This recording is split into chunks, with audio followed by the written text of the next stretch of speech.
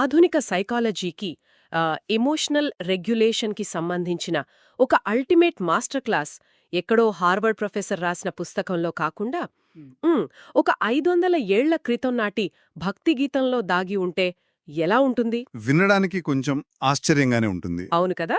అందుకే ఈరోజు మనం ఈ సమగ్రమైన విశ్లేషణలో హనుమాన్ చాలీస గురించి మనకున్న పాత అభిప్రాయాలను కొంచెం పక్కన పెడదాం. ఖచ్చితంగా దాన్ని ఒక సరికొత్త కోణంలో చూడాల్సిన అవసరం ఉంది. అదే నా ఉద్దేశ్యం కూడా. కేవలం ఏదో పూజా మందిరానికో లేదా భయమేసినప్పుడు చదువుకునే శ్లోకానికో పరిమితం చేయకూడదు. పర్సనాలిటీ డెవలప్మెంట్, ఇంకా స్వీయ నియంత్రణ, మన మానసిక దృఢత్వాన్ని పెంచే ఒక ప్రాక్టికల్ మాన్యువల్ లాగా దీన్ని డీకోడ్ చేద్దాం. ఈనాటి డీప్ డైవ్కి స్వాగతం. చాలా ధన్యవాదాలు. ఈరోజు మనం చేయబోయే విశ్లేషణ వెనుకున్న ముఖ్య ఉద్దేశం కూడా అదేనండి.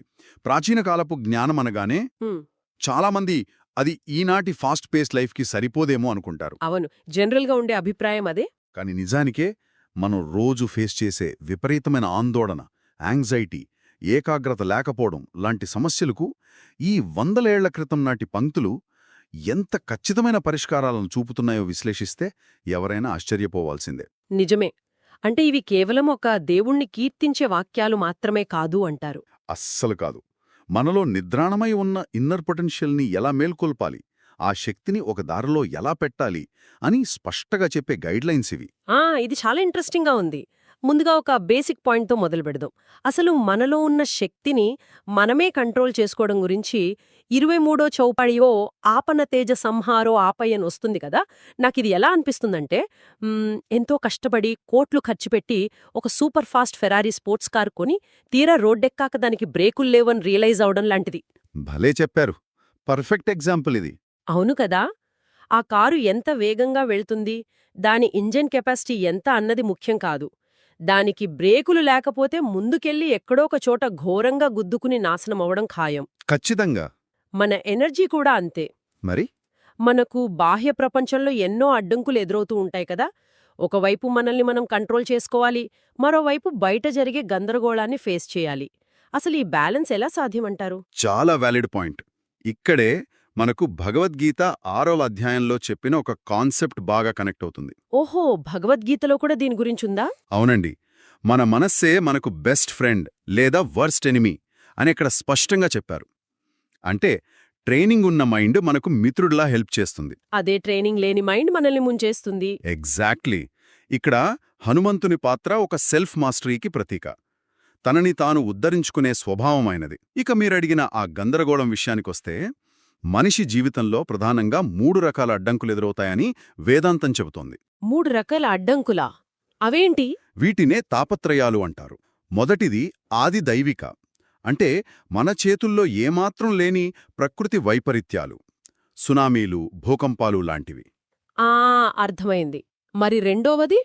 రెండవది ఆది భౌతిక, అంటే ఇతరుల వల్ల లేదా ఊహించని పరిస్థితుల వల్ల జరిగేవి. మనం రోడ్డు మీద ఎంత జాగ్రత్తగా వెళ్తున్నా వెనక నుండి కంట్రోల్ తప్పినా వేరెవరో వచ్చి మనల్ని గుద్దవచ్చు. కరెక్ట్. ఇది రోజు మనం చూసేదే. ఇక మూడవది ఆధ్యాత్మిక. ఇది వీటన్నింటికంటే చాలా సంక్లిష్టమైనది. ఒక్క నిమిషం, ఇక్కడ ఆపండి. ఆధ్యాత్మిక అంటే జనరల్గా పూజలు, వ్రతాలు, గుడికి వెళ్లడం లాంటి మతపరమైన విషయాలు కదా. ఇది ఒక అడ్డంకి లేదా ఫ్రిక్షన్ ఎలా అవుతుంది?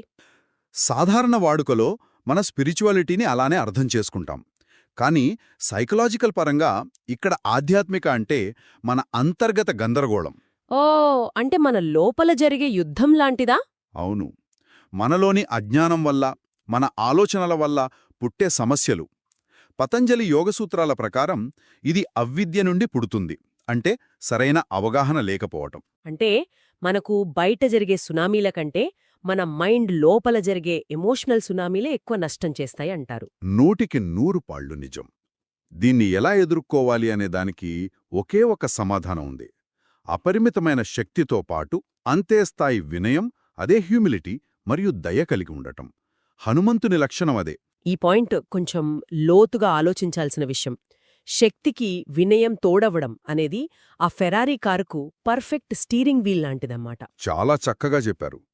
వినయమున్నప్పుడు మన ఈగో తగ్గుతుంది. ఈగో తగ్గినప్పుడు మనం ప్రపంచానికి కేంద్రబిందువు కాదు అని అర్థమవుతుంది.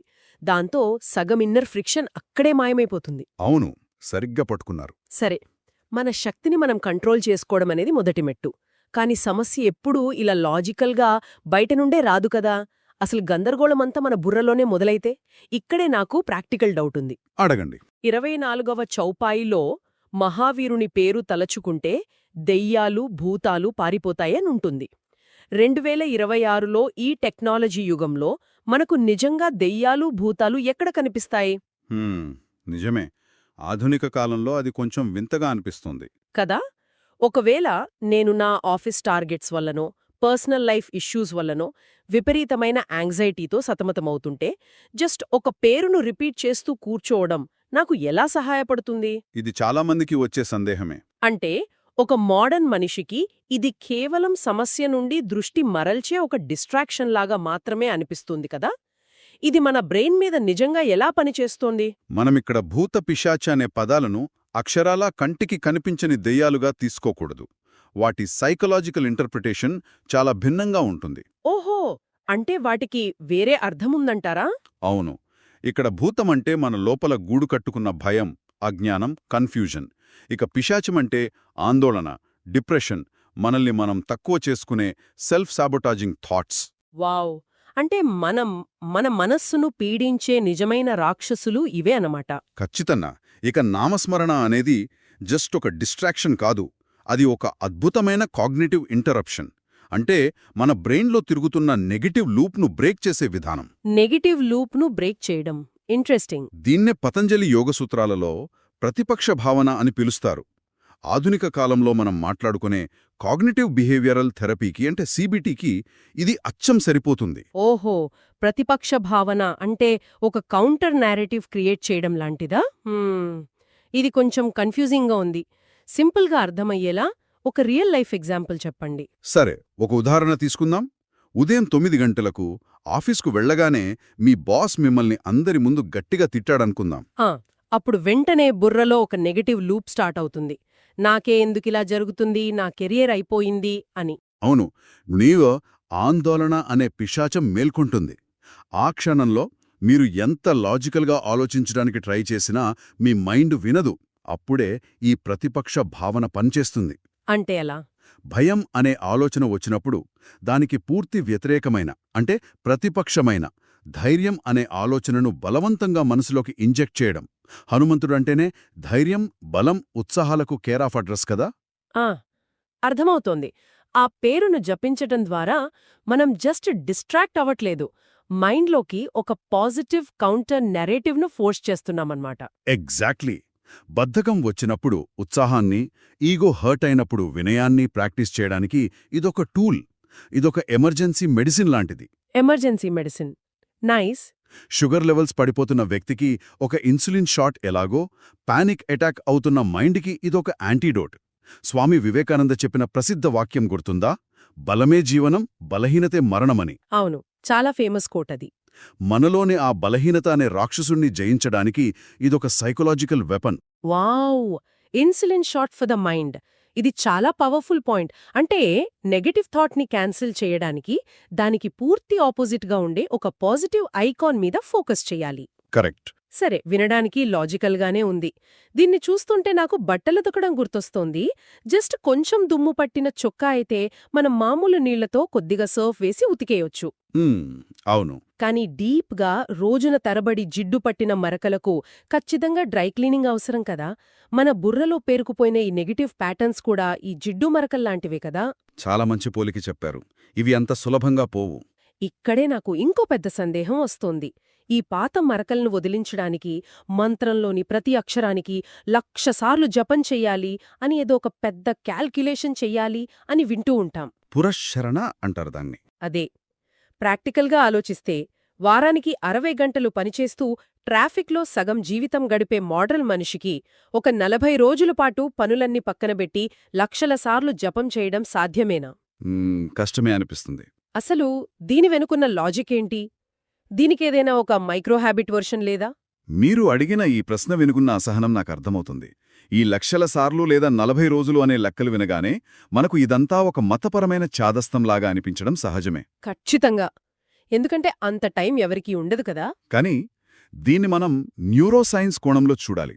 ముందుగా మనం అర్థం చేసుకోవాల్సిందేంటంటే, ఒక రూపాన్ని గాని లేదా ఒక శబ్దాన్ని గాని పదే పదే మననం చేయడం అనేది మన బ్రెయిన్లో జరిగే ఒక డీప్ సర్జరీ లాంటిది. డీప్ సర్జరీనా? అవును. మీరడిగిన ఆ లక్షల సార్ల క్యాలిక్యులేషన్ అనేది గుడ్డిగా ఫాలో అవ్వాల్సిన మ్యాథ్స్ కాదు. అది ఒక క్రమశిక్షణకు కొలమానం. మనం దశాబ్దాలుగా మన బుర్రలో ఫీడ్ చేసుకున్న నెగటివ్ వైరింగ్ని మార్చాలి అంటే జస్ట్ వారానికి ఒక్కసారి శనివారం గుడికి వెళ్లి దండం పెట్టుకుంటే సరిపోదు. దానికి కన్సిస్టెన్సీ కావాలి. అంటే ఆ లెక్క అనేది ఒక ఇంటెన్సిటీని, ఒక తీవ్రతలు సూచించడానికి వాడారంటారా? ఖచ్చితంగా. ఎందుకు ఖచ్చితంగా 40 రోజులు అంటే ఒక మండల దీక్ష నిరంతరాయంగా చేయాలి అంటారు? ఎందుకంటే సైన్స్ ప్రకారం మన బ్రెయిన్లో కొత్త న్యూరల్ పాత్వేస్ ఏర్పడటానికి టైం పడుతుంది. ఓ, న్యూరోప్లాస్టిసిటీ గురించి చెబుతున్నారా? అవునండి. ఆ న్యూరాన్స్ చుట్టూ మైలన్ షీత్ అనే పొర బలపడటానికి దాదాపుగా అంత సమయం పడుతుంది. ఈ నిరంతర సాధన వల్ల మన నర్వస్ సిస్టమ్ శాంతిస్తుంది. అంటే రోజువారీ హడావిడి నుండి ఒక పాజ్ దొరుకుతుంది. కరెక్ట్. మీరు రోజు అదే సమయానికి అదే ఏకాగ్రతతో కూర్చున్నప్పుడు మీ శారీరక క్రమశిక్షణ పెరుగుతుంది. ఆటోమేటిక్గా బ్రీతింగ్ ప్యాటర్న్ సెట్ అవుతుంది. వావ్! దీనివల్ల లోపలున్న బయోలాజికల్ స్ట్రెస్ లెవెల్స్ పడిపోయి ఒక విధమైన ఇమోషనల్ స్టెబిలిటీ వస్తుందన్నమాట. ఎగ్జాక్ట్లీ. ఆ 40 రోజులనేది కేవలం క్యాలెండర్లోని రోజులు కావు. అది మీ బ్రెయిన్ తాలూకు ఆపరేటింగ్ సిస్టమ్ని రీఇన్స్టాల్ చేసే సమయం. పాత నెగటివ్ ఆలోచనల స్థానంలో ఒక ప్రశాంతత, ఒక స్పష్టత వచ్చి చేరుతుంది. పాత ఆపరేటింగ్ సిస్టమ్ని తీసేసి కొత్తది ఇన్స్టాల్ చేయడం భరే చెప్పారు. మనం ఏదైనా ఒక పనిని కన్సిస్టెంట్గా ఎందుకు చెయ్యాలో ఇప్పుడొక క్లారిటీ వచ్చింది. సంతోషం. మరి ఫైనల్గా ఇదంతా దేనికోసం? సరే, బ్రెయిన్ని రీవైర్ చేశాం, ఇన్నర్ ఫ్రిక్షన్ని తగ్గించాం. కానీ సాధారణంగా మనుషులమైన మనకొక ఆశ ఉంటుంది. ఆఖర్లో ఏదైనా కష్టమొచ్చినప్పుడు ఎవరైనా వచ్చి మమ్మల్ని కాపాడాలి అని. అది సహజమైన హ్యూమన్ టెండెన్సీ అండి. కానీ ఈ ప్రాసెస్ అంతా చూస్తుంటే ఆఖర్లో సంకటాల నుండి విముక్తి లేదా రక్షించబడటం అంటే అర్థం ఏదో ఆకాశం నుండి ఒక దేవుడు హెలికాప్టర్ వేసుకునొచ్చి మనని లిఫ్ట్ చేయడం కాదు అనిపిస్తోంది. అవును కాదు. వాక్కు మరియు కర్మల సమన్వయం గురించి ఒక కాన్సెప్ట్ ఉంది కదా.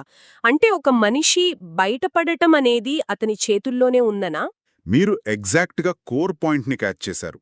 కష్టాల నుండి బయటపడడం అంటే ఎక్స్టర్నల్గా ఎవరో వచ్చి మన సమస్యను సాల్వ్ చేయడం కాదు. ఇక్కడే స్పిరిచువాలిటీ ఒక అస్సలైన లాజిక్ దాగి ఉంది. అది ఎలాగో కొంచెం వివరిస్తారా? మీ మనస్సు దేనిమీద ఫోకస్ చేస్తోంది, మీ మాట ఎంత నిజాయితీగా దయతో ఉంది, మరియు మీ కర్మ అంటే మీ పనులు ఎంత క్రమశిక్షణతో ఉన్నాయి. ఈ మూడింటి మధ్య ఉండే సమన్వయాన్నే అలైన్మెంట్ అంటారు. కానీ మనం సాధారణంగా ఏం చేస్తాం? మనసులో ఒకరి మీద విపరీతమైన కోపం పెట్టుకుంటాం, బయటకు వాళ్లతో చాలా నవ్విస్తూ మాట్లాడతాం. అవును, ఆచరణలో వాళ్లకు వ్యతిరేకంగా ఏదో పనిచేస్తాం. కరెక్ట్. మన ఆలోచనలకు, మాటలకు, పనులకు పొంతన ఉండదు. ఈ మూడింటి మధ్య సింక్ లేకపోవడం వల్లే మన ఎనర్జీ అంతా వేస్ట్ అయిపోతుంది. మనం సంకటాల్లో పడిపోతాం. కానీ ఎప్పుడైతే ఒక వ్యక్తి తన మనస్సును ఉన్నతమైన ఆదర్శాలపై లగ్నం చేసి, కఠినమైన పరిస్థితుల్లో కూడా దయతో మాట్లాడి, స్వార్థం లేకుండా నిర్భయంగా ఒక పని చేస్తాడో ఆ మనిషిని గొప్ప యోగి అంటారా? అవునండి.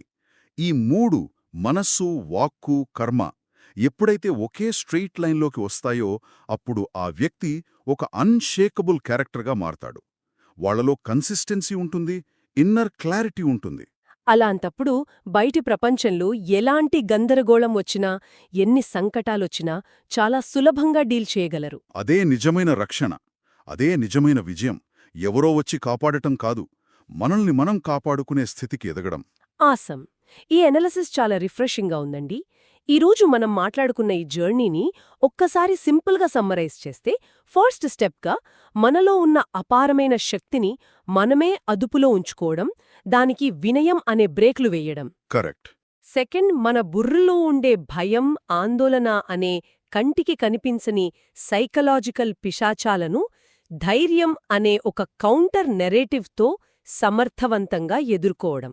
దీన్నే ప్రతిపక్ష భావన అన్నాం. అవును. థర్డ్, మన బ్రెయిన్లో ఏళ్ల తరబడి పేరుకుపోయిన నెగటివ్ ప్యాటర్న్స్ని తీసేయడానికి, దాన్ని రీవైర్ చేయడానికి అవసరమైన 40 రోజుల కన్సిస్టెన్సీ. అదే ఆ డ్రై క్లీనింగ్ ప్రాసెస్. పర్ఫెక్ట్గా చెప్పారు. ఇక ఫైనల్గా మన ఆలోచనలు, మాటలు, పనులను ఒకే గాడిలో పెట్టి ఎలాంటి కష్టాన్నైనా ఎదుర్కొనే ఒక స్థిరమైన వ్యక్తిగా మారడం. ఇవన్నీ ఒక సీక్వెన్స్లో ఎంత అద్భుతంగా కనెక్ట్ అవుతూ వచ్చాయో. నిజమే. ఇవన్నీ వినడానికి మంచి కాన్సెప్ట్స్ లాగా అనిపిస్తాయి, కానీ ఇవి ఒక జీవన విధానం. ఈ నాలెడ్జ్ కేవలం చదువుకుని వదిలేయడానికి కాదు. అవును, ప్రాక్టికల్గా అప్లై చేయాలి. ఖచ్చితంగా. రేపు ఉదయం ఎవరైనా ఆఫీస్కి వెళ్లేటప్పుడు ట్రాఫిక్లో చిక్కుకున్నప్పుడు లేదా ఎవరైనా వాళ్లని కోపగించినప్పుడు ఈ సూత్రాలను ఎంతవరకు అప్లై చేస్తున్నారు అన్నదే అసలైన టెస్ట్. చాలా వ్యాలిడ్ పాయింట్. దయతో కూడిన శక్తి, ఒక ప్యాటర్న్ని బ్రేక్ చేసే డిసిప్లిన్, ఇవే మనల్ని సెల్ఫ్ సాబటేజ్ చేసుకోకుండా ఆపుతాయి. ఇది వింటున్న వారందరూ దీన్ని తమ లైఫ్లో అప్లై చేస్తారని ఆశిస్తున్నాను. ఇక ఈ డీప్ డైవ్ని ముగించే ముందు ఒక చిన్న ఆలోచనను మీ ముందు ఉంచాలనుకుంటున్నాను. ఒక థాట్ ఎక్స్పెరిమెంట్ లాంటిది. చెప్పండి. మన మనసే మనకు మిత్రుడు లేదా శత్రువు అని మనం స్టార్టింగ్లో అనుకున్నాం కదా. ఒకవేళ మనసు అనేది మీతో పాటే 24 గంటలు ఉండే ఒక ప్రత్యేకమైన వ్యక్తి అనుకోండి. ఒక రూమ్మేట్ లాగా అన్నమాట. ఓ, ఇంట్రెస్టింగ్ యాంగిల్. ఈరోజు ఉదయం మీరు నిద్రలేచినప్పటి నుండి మీ బుర్రల్లో నడిచిన ఆలోచనలు, మీరు ఇతరులతో మాట్లాడిన తీరు, మీరు చేసిన పనులను ఒక్కసారి జడ్జి చేయకుండా అబ్జర్వ్ చెయ్యండి. ఆ మనసు అనే వ్యక్తి ప్రతిదానికి మీకు సపోర్ట్ చేస్తూ మిమ్మల్ని ఎంకరేజ్ చేసే ఒక మంచి రూమ్మేట్లా ఉన్నాడా? లేదా ప్రతి చిన్నదానికి భయపడుతూ నీ వల్ల కాదు అని వెనక్కి లాగే ఒక టాక్సిక్ రూమ్మేట్లా తయారయ్యాడా అని చూసుకోవాలి. ఎగ్జాక్ట్లీ. ఒకవేళ ఆ రూమ్మేట్ టాక్సిక్ అయితే వాడిని ఎలా బయటకు పంపించాలో లేదా ఎలా మార్చుకోవాలో ఈరోజు మనం డిస్కస్ చేసిన టెక్నిక్స్ ద్వారా ప్రతి ఒక్కరికీ ఒక ఐడియా వచ్చిందని అనుకుంటున్నాను. అవును, ఈ ప్రతిపక్ష భావన కన్సిస్టెన్సీ ద్వారా ఆ టాక్సిక్ రూమ్మేట్ని మంచి ఫ్రెండ్గా మార్చుకోవచ్చు. నిజమే. ఈ విషయాన్ని ప్రతి ఒక్కరూ ఒకసారి కూల్గా కూర్చుని ఆలోచించాలి. ఇంత అద్భుతమైన విశ్లేషణ అందించినందుకు థ్యాంక్ యూ సో మచ్ అండి. అందరికీ ధన్యవాదాలు. మళ్ళీ మరొక ఇంట్రెస్టింగ్ అండ్ డీప్ టాపిక్తో కలుద్దాం.